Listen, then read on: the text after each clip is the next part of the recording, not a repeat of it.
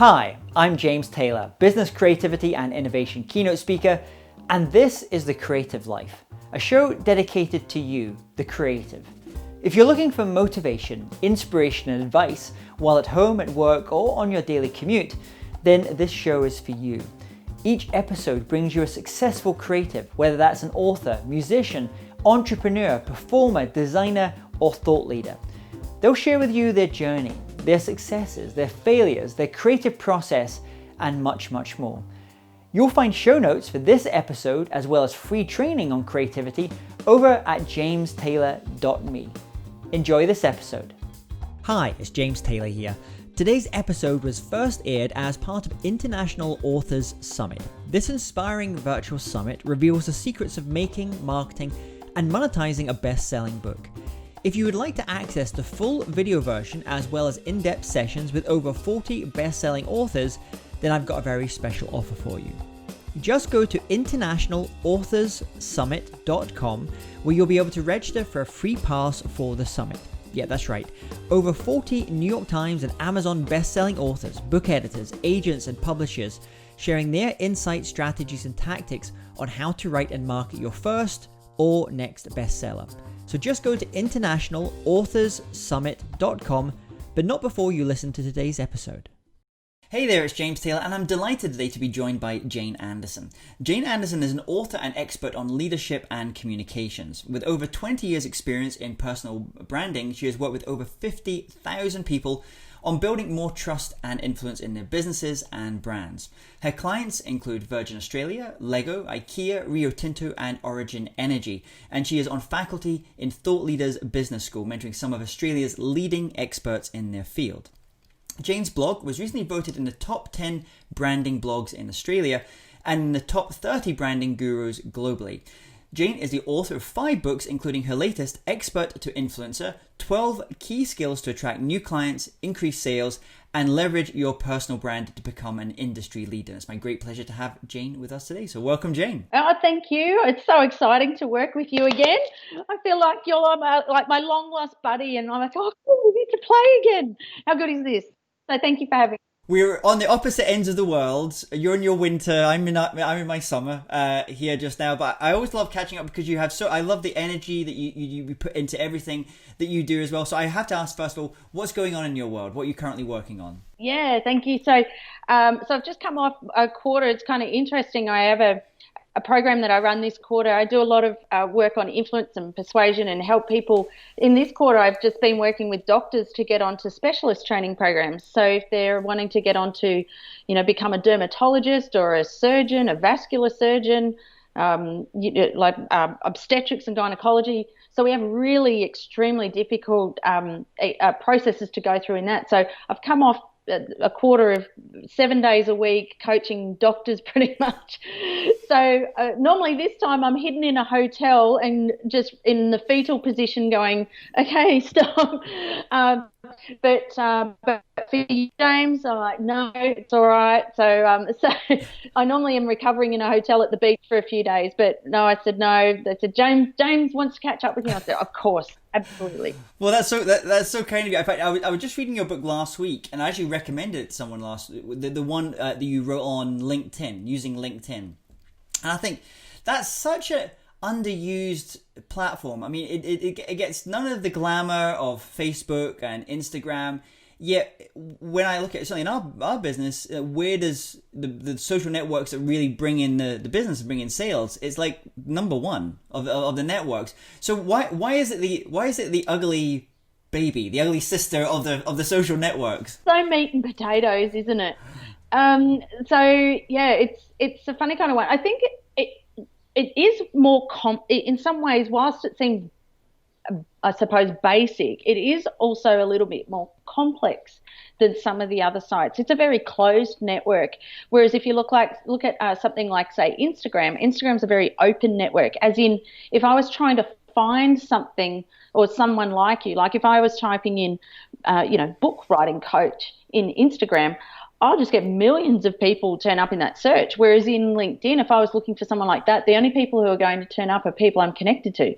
So it's a different kind of approach. And I think my experience has been, I love LinkedIn. I think everyone's probably got a bit of a love-hate relationship with it. You know, they love it because they think they can see all this opportunity in there, but then they go to try and work it out and they go, oh, this is hard. I can't work out how to make this work. So I think in some ways I had the good fortune of going visiting LinkedIn's head office in San Francisco a few weeks ago. And, you know, they really are incredible now that Microsoft have taken over. I think they've become more commercial, but I think there's still a lot of opportunity to simplify it even more to help people understand, well, you know, your profile needs to be a marketing document, not an obituary. Like, Yeah. you know, there's some of those things. I think there's still a little way to go in helping people to put their best foot forward and realize that it's actually a marketing document that is available 24/7 that can stand out and help you, as opposed to most people will say to me, oh, well, I've set up my profile and I haven't got anything from it. I'm like, well, have you actually initiated a conversation? Have you started anything? Oh, no, I'm just waiting for everyone to turn up and want my help. But it's such a great one. I was also thinking, when I was looking at your book last week, actually, I was thinking for an author who is in that process of trying to find an agent or a literary agent, or starting to think about who might be the right publisher for what they were doing, or when they're actually kind of getting ready to actually go out and market and promote the book as well.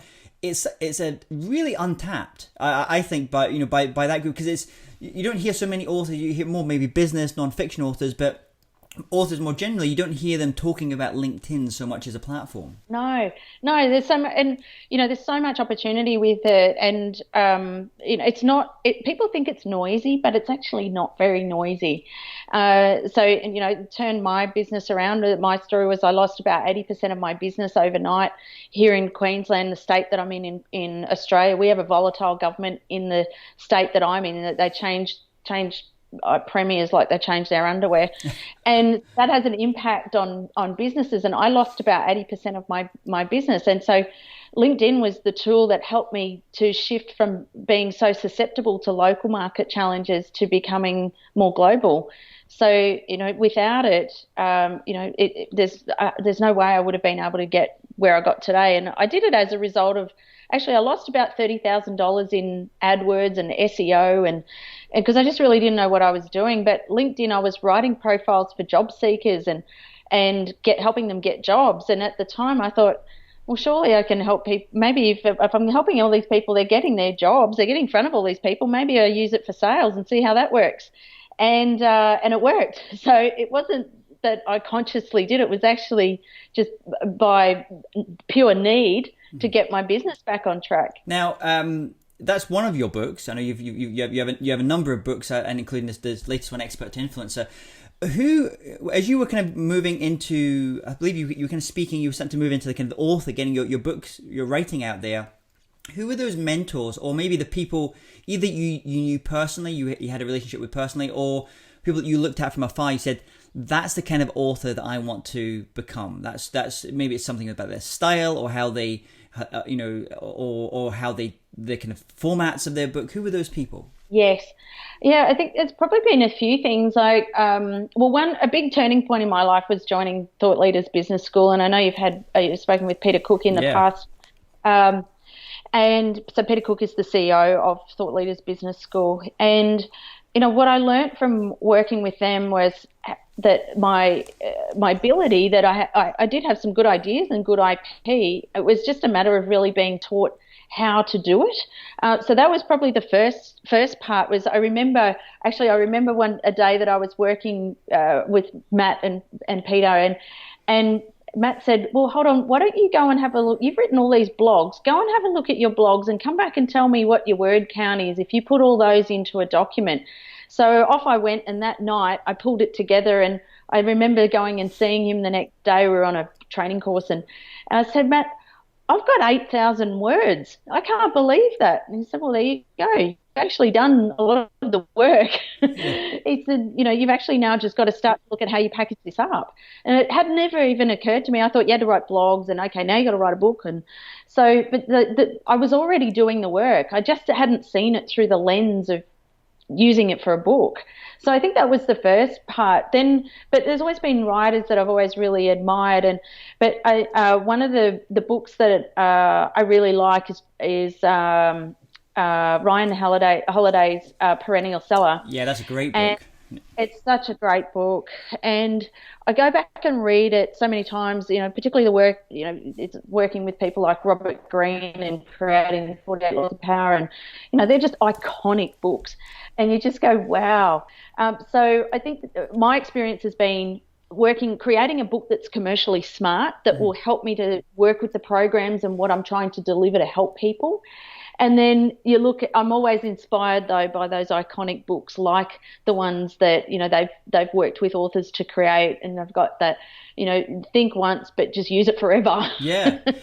And I think that's actually quite a hard thing to do, to get that, write that classic, create that classic book, but also because you're using it partly as a vehicle to get on stages and speak, and that where those audiences often want real relevance. What's happening now? How is this being applied now? So have you found a way to kind of have those things coexist, or do you really write the book saying, okay, the examples I'm going to use, I need them to be around forever, or do you say, okay, I'm just going to do this, and every couple of years I know in the back of my head I'm going to have to update? Yeah, it's funny you say that, because the LinkedIn book that I wrote, Connect, which is I don't know if it's helpful, but that's this one. So this one, it was out of date pretty much the day I wrote it. It went to the publisher because I went, oh, they don't do that anymore. Bugger, I've written a chapter on that. So I've the bulk of it is, 99.9% of it is still relevant, but yes, so I know that needs to be updated. But then there's others that, like even Expert to Influencer, it probably will need some tweaks. Like you said, I might have to do some updating in a couple of years, but I deliberately, learnt that lesson a little bit with Connect. Connect is still really good, still super relevant, but there's just the screen grabs look a little bit different, but the principles are still the same. But in Expert to Influencer, I was far more mindful after reading The Perennial Seller to say, actually, if I'm running a course or a coaching program, that's when I can tweak what I'm saying, but the content that goes in that book, I need to make sure that that's relevant for a long time. Now, you work with this idea of experts to influence, taking people with all this knowledge, whatever their field is, whether it's they're doctors or whether they're marketing specialists, or whatever their topic is, and helping them become influencers. And so when it comes to the writing and helping them become authors and kind of get their message out that way, I'm imagining a difficult one for them is they have so much information in their heads. It's like, what is the first book? What is the topic of the first book? How do I decide? Because they could write probably 10 different books. Any ideas in terms of how you can identify what is that lead domino? What is the first one you're going to write? It's a great question. So what I do is I look at them with their practice or their business of what are they actually selling at the moment? What do they know that is working? So, because it's risky to write a book based on something new that you don't have any evidence of it, of the market wanting something like that. So, one of the things, so I typically look at two types of books. A book that is relevant for their business or their practice overall. So, for example, let's say they're a resilience expert. Then we'll say, okay, there's a book called, let's say, You as the, Rock Your Resilience, or whatever it might be. And that's a book that can take you to any stage, any audience, but it's not narrow on market. So it might be the 10 things to help you to become more resilient in life. Now that can go to sales teams. You can speak at a change management conference. You can speak on leadership. You can apply that to so many things, and that's a book for your entire business. But sometimes there's something in their business that's really unique. So, for example, like we were talking a bit about doctors. So I have a doctors program, which is where I coach doctors to get onto specialist programs. So I've written a much thinner book. So this is a thin book. It's called Confidence: How to Sell Yourself in Medical Interviews. Get onto your chosen specialty program, halve your preparation time, and double your impact.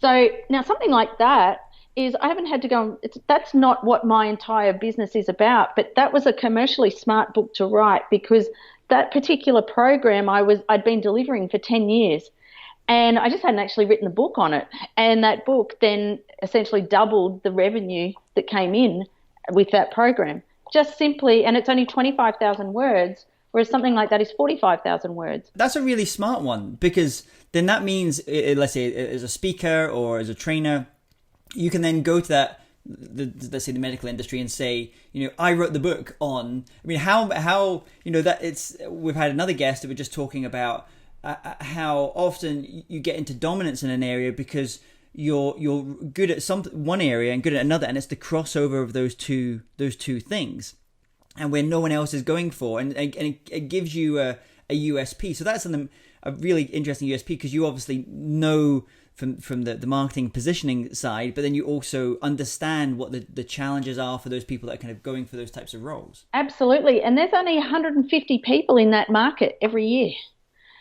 So I know that out of those 150 people, it's likely that I get about 90 who I talk to, and then ultimately end up working with about 20. So it's a really small market, but a highly commercial one, as well as they're in a lot of pain. They need a lot of help, but I'm not a doctor. Yeah. So doctors don't trust a lot of people. So I had to put something to show, I can help you. I know I'm not a doctor. I haven't got a PhD or anything, but I reckon I can help you get onto your program.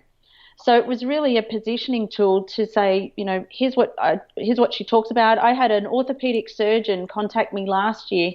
He rang me last year because he'd spent 3 years trying to apply, and he just wasn't getting on, highly stressed and very anxious because he couldn't get onto orthopedics. This year I worked with him. So these people that book in for this program, I work with them. They book in a year in advance for me to work with them, and because it's so competitive. And there's only one of me. And in his case, I have him I had probably 5 coaching sessions with him to help him. By the end of every session, he was so emotional and in tears. This is an orthopedic surgeon they're not exactly the most emotional people usually. But in his case, he just said, I cannot thank you enough. If you didn't write this book, I would have no idea that this is what I was meant to be doing. No one tells you this. So he's always says to me, like he says, when you come to my city, can you please ring me? Can you please, you have to come meet my family? And, so it's life changing. If you can create something like that where there's no education out there on it, there's no one who can translate what the problems are and what they might be experiencing. You don't have to have a massive market. Yeah, but I'm guessing as well that model works really well when it comes to independent publishing or self-publishing, because a publisher would, if you went to a publisher and say, the total market for this book is 150 people, unless it's an academic book where that's maybe considered okay. Most publishers are going to say, I'm sorry, but you can do that. You can write those kind of relatively thin volumes that are really targeted at that audience, and it works because that it's the tip of the spear. You're going to bring in so much other business on the back end. That's exactly right. Even a friend of mine, Colin Ellis, wrote a book on how to recruit a project manager. There's not that many people in that market. There's a lot of project managers or people who recruit project managers. Yeah. It's a really commercially smart book to write. It's actually, I think it's about half the size of that. So it's not a very big book, but it's a way to be able to put a stake in the ground and say, well, I understand, I can help you.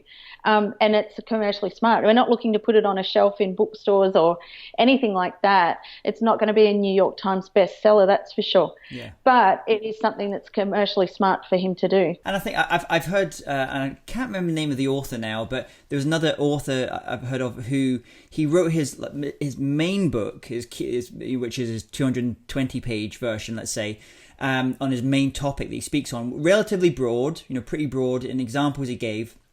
And then he essentially said every year he kind of wrote the same book for a particular industry. So I can't remember what his topic was now, but let's say if it was innovation, it was innovation for marketers, innovation. And that was that year we just go after all the conferences and be able to contact them and say, hey, I wrote the book on innovation for marketing. Would you like me to come and speak at your marketing conference?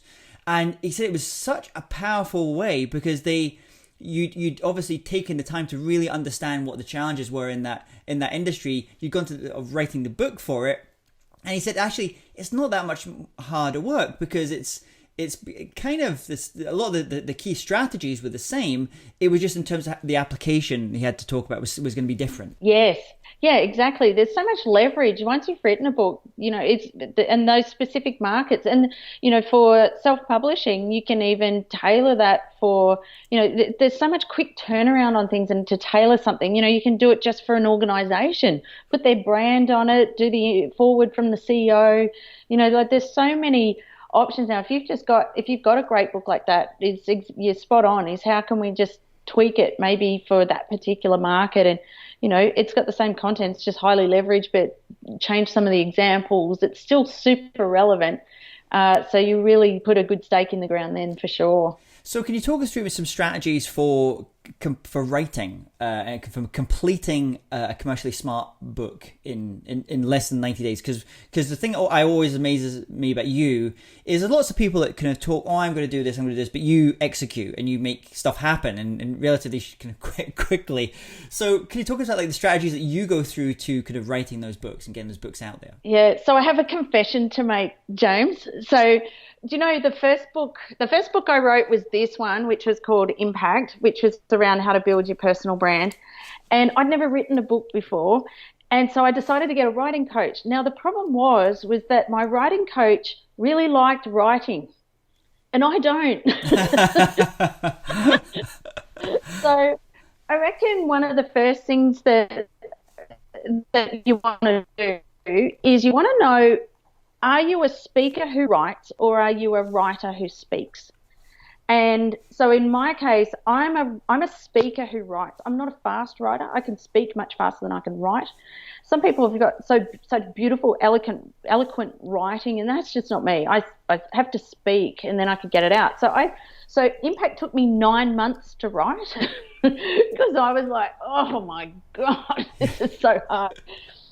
Every other book I've written since took 90 days. Because I went through the pain of that, I was like, this is never happening again. And with this coach, I said, mate, you got some hacks or something? Like, I'm a bit of a productivity guru. Yeah. Like, I spent 5 years as a productivity expert and consultant. So I've got a bit of obsession around that. I was like, this is really painful. So there are a couple of things that I've found that have been really useful to do that. Number one, or probably three things. Number one was that little bit of planning, like, deciding what is the book actually designed to sell and writing around that purpose. And the next thing was I created an app. I might have mentioned it in the speaker, something that you did, but an app called Memo Mailer. So Memo Mailer is an app I've created, and it's on Google Play and it's on iTunes. And the idea behind it, because I don't know about you, but you find when you're writing, you think of good ideas or things that could go in chapters in the lead up to building and planning the book. And I found with experts and people who are writing books is they have great ideas, but they just come along at really bad times.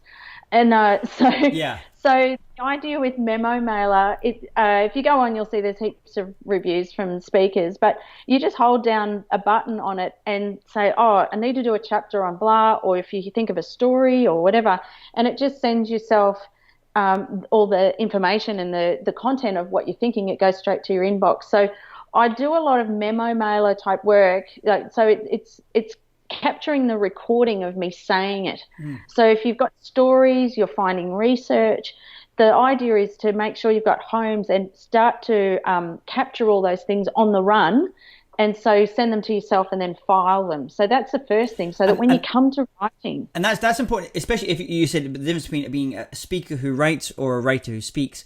If you're a speaker, and actually I'm going to take this more generally into performer, because I think it also applies to performers as well. And as I know a lot of performers they are much more comfortable in doing something like that, hitting that record, just speaking into their phone or singing it into their phone if it's a song, and doing it that way rather than sitting down and writing it out. And then and because our brains work that way. If you're more of a performer, speaker type of person. Yes, absolutely. So if you can, the first thing I do is make sure I've got home set up for, like, I'm thinking about writing this book and have a home in my inbox. So in my inbox, in my emails, I'll have the folder set up for that book. And so as I think of things or come across things and I'm capturing in Memo Mailer or emailing them to myself, is to set up a file so that all those things are going in there. Without a home for things, everything kind of goes a bit messy. So the one was capturing ideas. Then from that was planning the book and starting to capture, okay, well, what are the stories? What are the points? What's the research that goes with each of these pieces? And then what I do is I go and hide in a hotel room for 4 days. And it's usually winter at the beach. Yeah. So in other words, it's too cold for me to go out for a swim. So I have to sit and look at the beach. So I can't get distracted. I can watch the waves and it's a beautiful view, but I'm not tempted to go out and go and swim, which is what I want to do, but I can't because it's too cold. So it forces me to sit down. And but what I do is in the hotel room, I take off all the artwork off the walls. And I think the cleaners come in and think, what has this woman done to this room?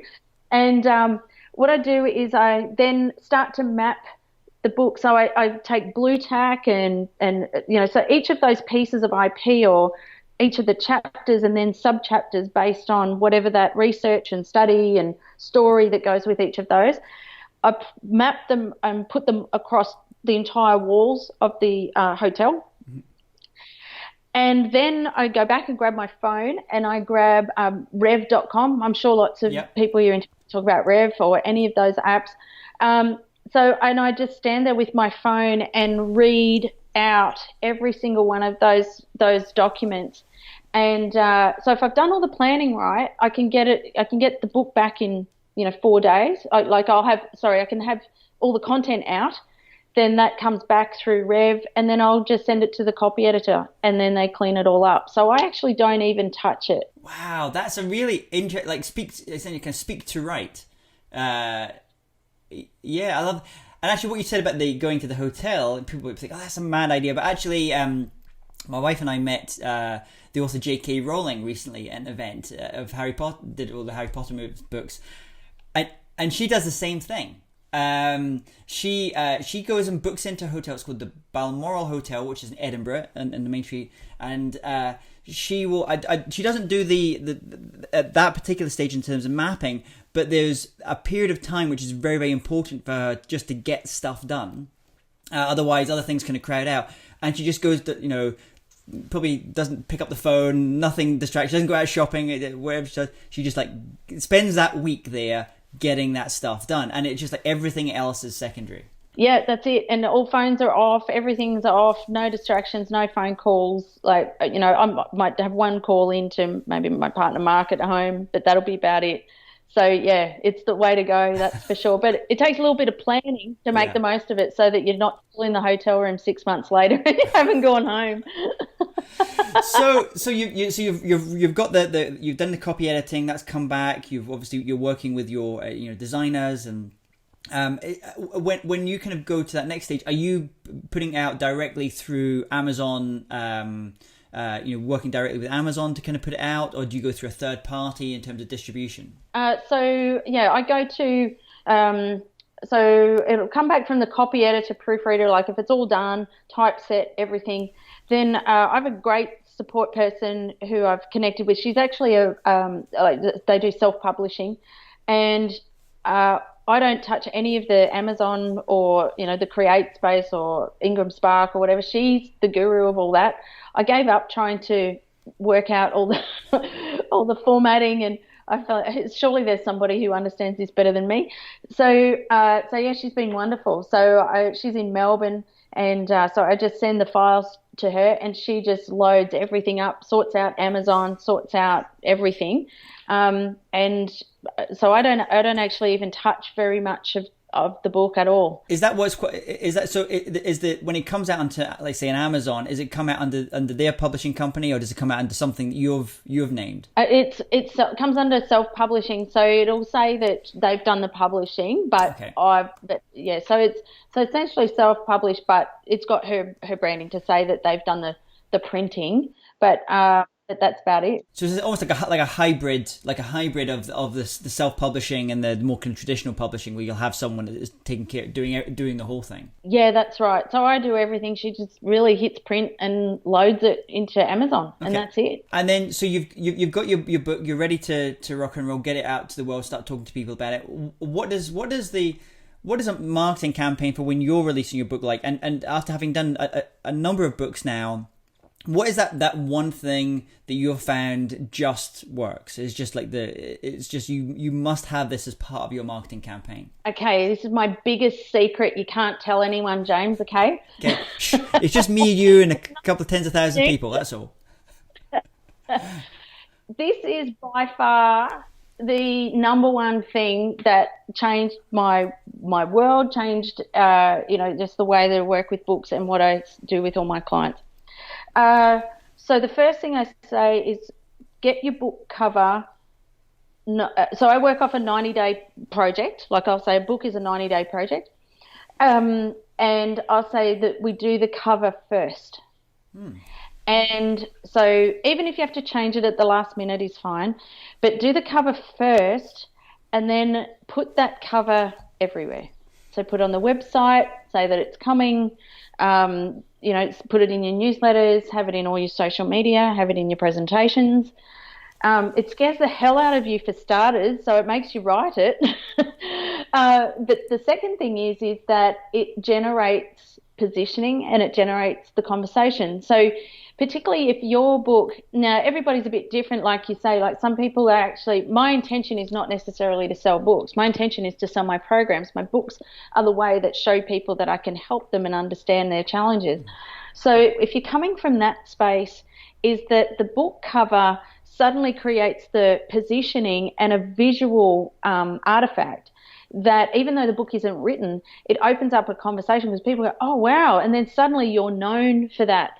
So with Connect, when I wrote Connect, I put the cover out 90 days before. The Impact, I didn't do it until very last minute. And then suddenly you've got this book and like, oh, wow, now I have to go out and have these conversations. With Connect, when I wrote Connect, the budget that I had planned on income for the year, I put the cover out and I'd sold that entire budget within 3 months and I didn't even have the book back yet. That's a really interesting, this idea of doing the book cover first.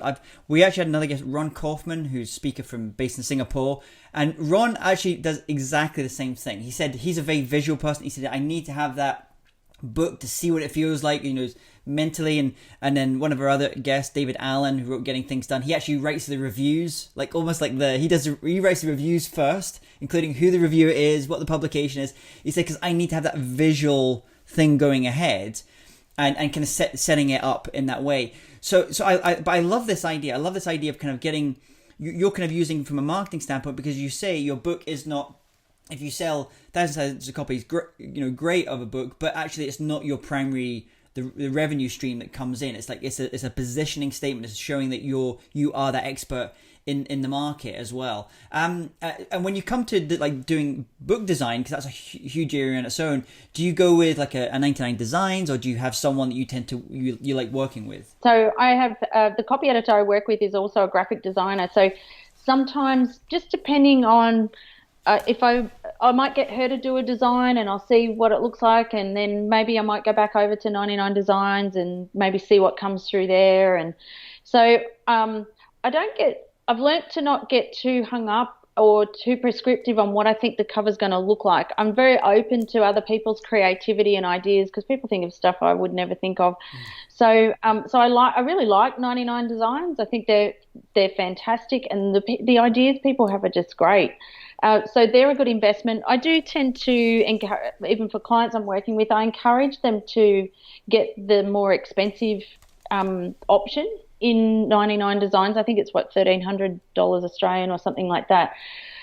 Particularly if they've got a book that's, this, I say, well, this the return on this cover is going to be possibly, $1 million plus. So $1,300 is not that much different than $900. Like compared to the second option. So I go, invest as much as you can to get as many options as you can, and you want it to be an absolutely cracking cover, because it's not about a piece of paper on top of a book. Yeah. It's actually about what you're doing with the book and what it's designed to position you for. So I reckon the cover is the best investment. If you can spend the money on that, it's worth it. Now, I know because you're one of the faculty of Thought Leaders Business School. You talk about this idea of clusters and doing 90-day projects is very much kind of part of that as well. So when you're doing your book, are you trying to like kind of ideate, write, publish the book all within 90 days, or do you like say 90 days is for the writing part? And then you'll have another 90 days period for the marketing and the promotion. Book in hand by the end of 90 days. Marketing will, so if you said, okay, we've got 3 quarters here, or from your side, I'll go left to right from your side and I'll be on the stage. Only a speaker would pick me up on that. I was like, oh, I'm on stage left. So if you said sequentially, so if you're working like you've got a quarter, there's 1 quarter here, 1 quarter here, 1 quarter there. So this quarter would be get the cover out and just get it moving, like just get it visible everywhere. So that's that quarter. And then in this quarter, start writing. So you'll be percolating ideas and you'll be, okay, I think I'm on the track here. But in this quarter is write it, all done. And by this stage, your cover should be out floating around anyway. But 90 days to get in and get it done. And then the following 90 days is, okay, who does that book now need to go out to work, to do the programs? Because if it's being used for training programs, workshops, notes, all that stuff, then marketing campaign for the programs you're selling, not necessarily to sell books. Yeah, if that makes sense. It's kind of getting out into the hands of prospective clients, and using it for those purposes, and media opportunities, podcasts, those kind of things. That's it. Yep, spot on. Very cool, very cool. And as you've been writing all these books, has there been a key aha moment or light bulb moment, a time when you go, oh, okay, this is maybe the direction I want to go with my writing, or this is what I want writing to do for me and publishing to do for me? That's a really good question. It's been an interest. I think it's really been interesting because it's one of those things. I don't know if you found this, but when you're writing, is that each book leads to sort of the next activity. So, and when I say that, you talked a little bit before about categories of people. So you put people in, if they're a category of a speaker or a writer, and then you bring in this other category, and the intersection of those two things create a dominance in that sort of positioning. So what I learnt that's been a surprise is, so I wrote impact first, and then sort of people kind of got what I was doing. Like they said, yeah, okay, so you do personal branding, and I kind of get this impact thing, and oh, rightio. Then when I wrote connect, then they went, now we get what you do. So they really started to connect it with, so you work at the intersection of positioning, marketing, as well as digital. Yeah. I'm like, yeah. So that was probably, if there was a surprise and something I didn't expect but was interesting and worked well, was now the intersection of all my books, but particularly those two, was when I went, oh wow, people now really get me. So that was kind of interesting. You talked about that process of going to the hotel for 4 days and how you're capturing ideas all the time as well. But you're also publishing blog posts. You're publishing things on LinkedIn as well. So what is your general ritual when it comes to writing? Yeah, number one is capturing ideas. Like without that, so that was why I invented that up. Then the second thing is time allocated as a habit and routine in the calendar, as per David Allen. So I typically have a Friday morning where I'll have maybe a couple of hours where I will go back to those ideas and then start to catalogue them and then decide which one that I'm going to work with. So I'll create that piece of IP. So, for example, the one that I did recently was how to increase the open rates in your newsletters. So that was an idea that as a result of working with a client, and so I captured the idea, but I knew I had time allocated next Friday or the following Friday to sit down and capture that and write it out and get the idea out. From that, then having that piece of content then also then moves over into my book folder. So then I go, okay, where does that belong? So, and I might not know just yet, but I make sure, okay, that piece of content's gone out in a newsletter, but then we go essentially copy paste. Okay, that now goes into the book folder as well to make sure that that's gone into a book. I may not know what the next book's going to be just yet, but at least I've got a folder and I know what, I also have a spreadsheet of all the pieces of IP that I've got. They're all catalogued and numbered. And so on the spreadsheet, we have columns that run across. So has it gone on a blog? Has it gone in a newsletter? Has it gone on a podcast? Has it gone on LinkedIn? You know, all those. And then one of the columns is book. And has that piece of IP gone in a book? And so in which case we'll label, like we'll say what book it has gone in.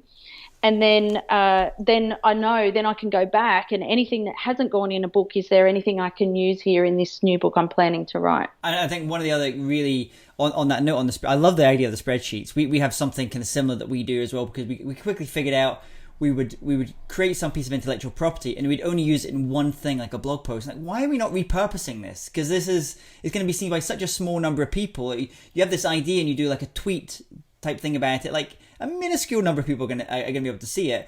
So I know in Thought Leaders Business School, you also talk about this idea, and Matt and Pete talk about this idea of pink sheets, but which are kind of finding ways to kind of get all those ideas out of your head into some kind of intellectual property that you can have sitting in front of you, which you can then decide, okay, how do I want to get this out into the world? And actually, I think it's something I've told loads of people about this idea, and I've recommended Thought Leaders Business School to a whole bunch of different people.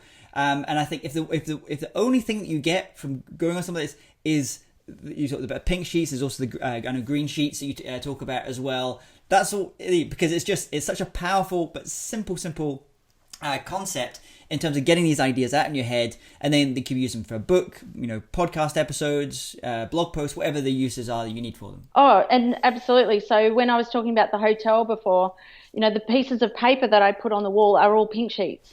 Okay. So I just stand there and read out my pink sheets.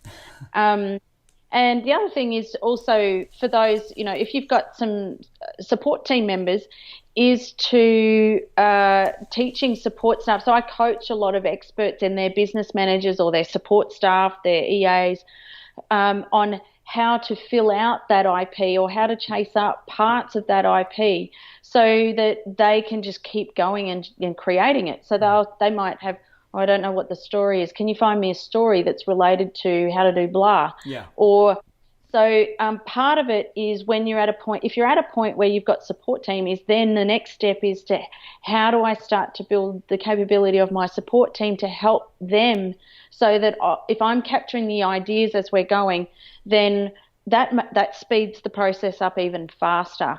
So when I train the support teams, that's when we really start to see some traction. That's pretty incredible. And I think I've seen that with co-writers writing on books together, where they won't call it pink sheets, but they'll do something where one person's going out.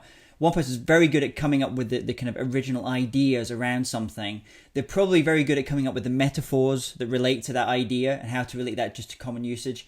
But maybe they're not so good at the researching, finding the stories to support that idea, or finding the research underneath it to support the idea. So the other person is tasked with doing that, because that's their key skill. So you can divide and conquer when kind of coming up with this. And so I love the idea of using your support team to go out and find those stories or fill in the blanks there. Yes. Yeah, there's often, you don't have to always carry so much of the load yourself if you have got those people around you. But, there's so many things like Airtasker and Upwork. Like, there's so many people around now that can help you with some of these things. So, you don't have to battle alone. There's people out there who are really good at it and who can help and make it all come together. Now, you mentioned the memo mailer. Are there any other tools that you use that help you in your writing? I have used Scrivener and things like that before, and I'm sure you probably had a few people talk to that. I did start on Scrivener, but since I've been using Rev, and because they come back in Word documents, I've since moved over to that system. I found I haven't had to use Scrivener as such, but it is a good place to start, and it's motivating because you see the numbers go up. You're like, yeah. Oh, good, 5 words. So I think between those two things, particularly those, I think yeah, definitely memomailerrev.com, and getting the like pink sheets for sure. If you can learn how to do pink sheets, and if you look at the Thought Leaders book, there's some information in how we get IP out and how we get it out fast. I think also having a good copy editor, proofreader who you work well with, like Lauren, who helps me. She just understands how I work. So I'm super hands off. I'm voice on, but hands off. So so I can read through, I can update. I've got great proofreaders and people around me who have those skills and are much faster at it than me. So yeah, if you can get someone like that, is really good. And if you could recommend one book to someone that's watching, listening to this just now, it could be on the craft of writing, or it could be on the business of writing, or how just, generally how all this stuff fits together. Some of the ideas we've been speaking about today, not one of your own books, but someone else's book. What would that book be? Thought Leaders Business School. how to the Thought Leaders practice. Definitely, like, there's life before pink sheets and life after pink sheets. That's how life-changing they are. If there was anything to say, there's so many other great books around for sure, like Julie Cameron's work on The Artist Within. The Artist Way, yeah. The Artist's Way, and there's all those other fantastic creativity books, and the what is it, the War of Art, and all those. They're all fantastic. But if you had to say what's been the thing that's life changing, is the work that Matt's done on Thought Leaders practice for sure. It's a great book. It's a great book. So final question for you. I want you to imagine you woke up tomorrow morning and you had to start from scratch as an author. So I'm going to scrub all your LinkedIn profiles. No one knows who you are. You have no connections. Your contact list is disappeared. But you want to get that first book out there, or get a book out there. What would you do? How would you restart things as an author? How would I restart? That's a great question. I would restart. I would always start with what is the purpose of what are you selling? Like what if you want to sell something? What do you want to deliver? What do you want to work with? What do you want to sell to? Or like, is it a coaching program? Is it a mentoring program? Is it a keynote? And then deciding from there, what is it that you do best? What do you love doing that's commercially smart, that people will pay for, and write that book. And so I would definitely start there. And I think, like, I've got some clients, sometimes it's, you can write a book, but it's not necessarily, it's a book based on your past, not your future. So it's knowing that your book is going to create your future. So you might know a lot about spreadsheets, but maybe they don't float your boat. Maybe what floats your boat is actually about, inspiring people using new sushi cooking techniques. I don't know. I want that book. That's good. I like that book. So, just be mindful that whatever you're going to write about that's going to create your future. So if you don't particularly enjoy something, then, or it's not commercially smart, that's what you're going to be doing for the next period of time. So it's just taking the time to really think about, what do I want my future to look like? Because the book will create the future. And if people want to learn about you more generally, reach out to you maybe directly, what's the best way for them to do that? Yeah, I'm always on most platforms. So I'm on LinkedIn and Instagram and Facebook. And so wherever you look around on social media, you'll find me. So I'm more than happy to connect and answer any questions. If people want to reach out, that's fine. Well, Jane, it's always a pleasure speaking to you, learning about what you're up to. And thank you so much for sharing your insights in terms of writing and being an author. And I look forward to, hopefully we'll be sharing the stage at some point together in the future. Yeah, I hope so. Thank you very much. I really appreciate it. If you're interested in living a more creative life, then I'd love to invite you to join me as I share some of the most successful strategies and techniques that high-performing creatives use. I put them all together in a free downloadable ebook that you can get by going to jamestaylor.me. That's jamestaylor.me to get your free downloadable ebook on creativity.